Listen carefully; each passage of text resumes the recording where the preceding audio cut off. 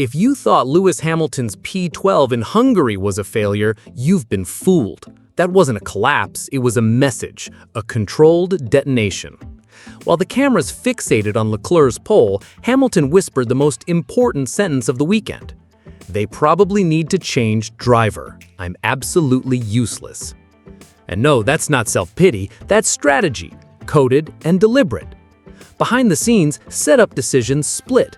As track temps dropped, Leclerc's camp pushed for rear-end grip. Hamilton's car? It stiffened, aggressive on entry, unpredictable mid-corner. The kind of setup no driver chooses willingly unless there's a deeper agenda. This wasn't a driver losing touch. It was a driver exposing a system, forcing eyes to where they didn't want to look. Because 4 Q2 exits with a car capable of pole isn't coincidence, it's sabotage by omission or a chess move in a silent war. And if you rewind to Friday night's technical meeting, when one Ferrari engineer dropped a single loaded phrase, the entire plan begins to take shape. It happened late Friday. Inside the truck, during a low-voice debrief, one Ferrari engineer reportedly said, "We optimize for track evolution, not for driver comfort." A phrase that seemed technical, until you see who it applied to.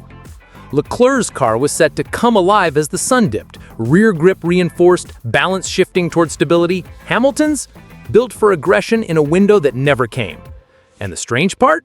Lewis didn't push back. Not in the sim, not in final checks. Why would a 7-time world champion accept a setup that guaranteed instability? Simple. Because sometimes you don't fight a machine by resisting it, you let it reveal itself. Let the numbers tell the truth others want to hide. This wasn't setup misfortune, it was exposure. Hamilton knew he'd look bad, that was the point. When the car underperforms despite internal predictions, someone's credibility gets questioned, and it won't be his. Now trace it back to the data logs, especially the brake phase on turn 5. That's where the car was telling a different story. And Hamilton, he let it speak. On paper, turn 5 of the Hungaroring is nothing special. But in Hamilton's telemetry, it became the scene of the crime. Braking phase, late, sharp, then erratic pedal trace, rear axle loose, front overload inconsistent. Not driver input, mechanical disconnect. And here's the twist.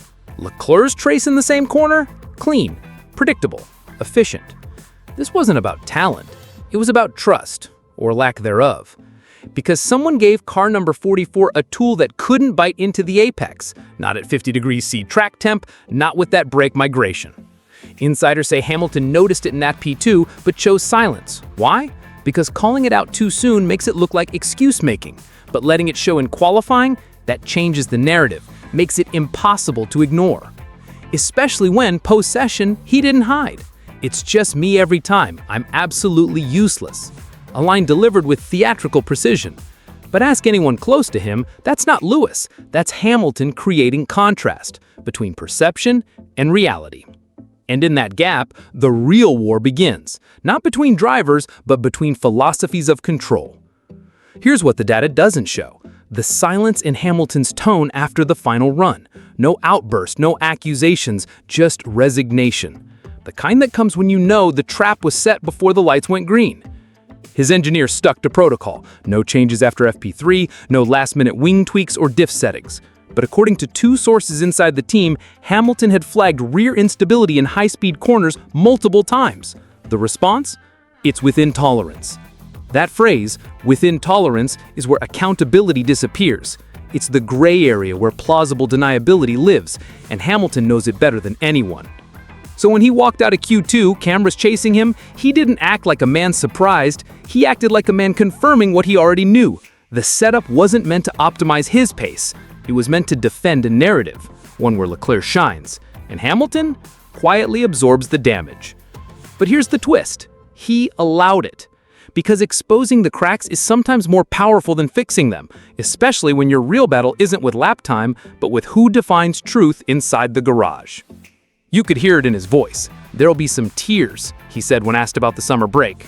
Not frustration, not anger, sadness. The kind that doesn't come from one bad lap, but from months of subtle erosion.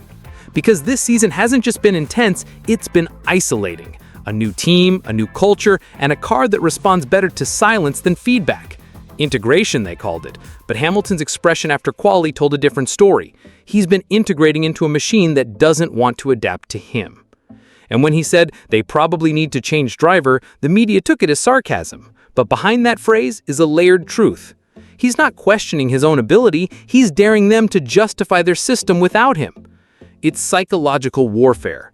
Push the team into revealing what they prioritize. If performance truly matters, why ignore his corner entry data? If feedback matters, why dismiss his pre-quali warnings? He's not braking, he's calibrating. Because when you can't beat the system from the inside, you make it expose itself in daylight. And that's exactly what P12 just did. On the surface, Leclerc's pole lap looked like brilliance. But brilliance doesn't exist in a vacuum. It's enabled by conditions, by support, by a setup sculpted to suit. And that's what makes Hungary so revealing. Ferrari fielded 2 cars, but only one was positioned to succeed. Sources say Leclerc's camp requested setup autonomy 3 hours before FP3 and got it.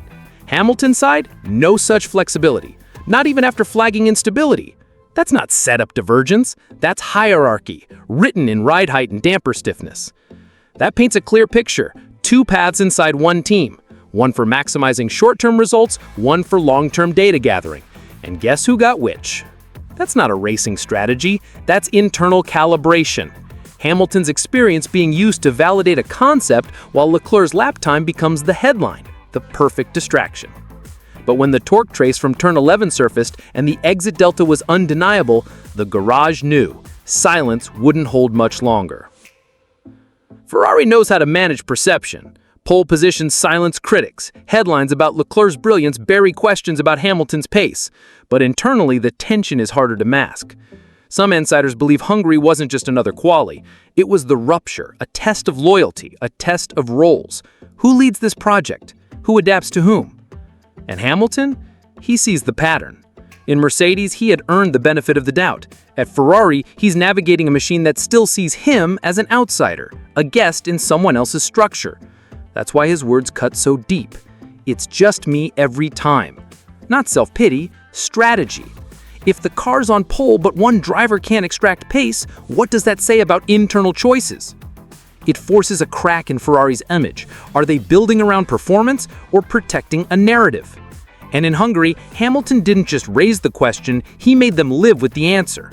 That's the rebellion, not with fire, but with silence. Not with protest, but with precision. The only sound left in the garage, fans cooling a car that had just exposed the truth. By the time the lights went out Sunday, the plan was already in motion. P12 wasn't the failure, it was the setup, a provocation, a question posed in public. If I'm the problem, let's see what the race says. And the race? It said plenty. Hamilton didn't just overtake cars, he dissected the strategy that buried him on Saturday. Every move forward wasn't for points, it was a statement, broadcast in throttle and tire wear. The data told the truth, and the truth was never supposed to reach Sunday. Cleaner rotation, tighter exits, no more turn 5 instability. Same driver, same chassis, but now the setup responded. That's not coincidence, that's exposure. And when he crossed the line, no radio outburst, no celebration, just a nod. Because it wasn't about where he finished, it was about what he proved. Ferrari may have claimed the headlines on Saturday, but Sunday belonged to Hamilton. Not on the timing screens, but in the message. When the dust settled in Budapest, Hamilton didn't raise a fist. He didn't need to. He left the data to speak, and inside the garage, the silence was deafening.